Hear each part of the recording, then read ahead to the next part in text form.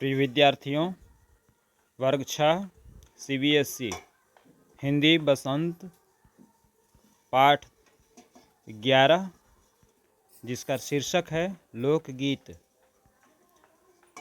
विद्यार्थियों, इस पाठ अंतर्गत सभी अभ्यास प्रश्न आज हम लोग करेंगे, तो चलो प्रारंभ करते हैं। इस पाठ का पहला प्रश्न है, निबंध में लोकगीतों के किन पक्षों की चर्चा की गई है? बिंदुओं के रूप में उन्हें लिखो। उत्तर, इस निबंध में लोगों द्वारा गाए जाने वाले लोकगीतों का इतिहास, लोकगीतों के प्रकार, समाज में इनकी लोकप्रियता, महिलाओं पुरुषों का लोकगीतों में योगदान और लोकगीतों की भाषा पर चर्चा की गई है।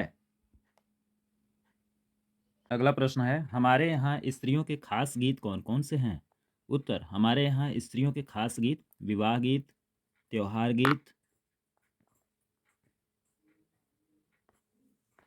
सावन गीत, मेहंदी गीत, हल्दी गीत और कजरी गीत हैं। प्रश्न संख्या 3, निबंध के आधार पर और अपने अनुभव के आधार पर यदि तुम्हें लोकगीत सुनने के मौके मिले हैं तो तुम लोकगीतों की कौन सी विशेषताएं बता सकते हो? उत्तर, निबंध और मेरे अनुभव के आधार पर लोकगीतों की निम्नलिखित विशेषताएं हैं। पहला, लोकगीतों से लोगों के मन में उत्साह और प्रसन्नता का संचार होता है। दूसरा, लोकगीतों को महिलाएं या पुरुष रचना करते हैं। तीसरा, महिला पुरुष इनको अपनी क्षेत्रीय भाषा में गाते हैं। चौथा, इनको गाने के लिए किसी विशेष ज्ञान की आवश्यकता नहीं होती। पांचवा, लोकगीत हमें स्थानीय जीवन से परिचित करवाते हैं। छठा, ये ढोलक, झांझ, मंजीरे जैसे सरल वाद्य यंत्रों के सहारे भी आसानी से गाए जाते हैं।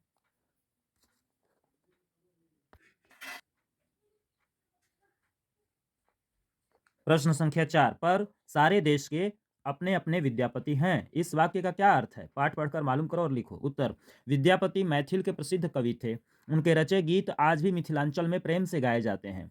पर सारे देश के अपने अपने विद्यापति हैं। लेखक के इस कथन का अर्थ है कि अपने अपने जगहों के गीतों के रचनाकार होते हैं जो स्थानीय विद्यापति के समान है।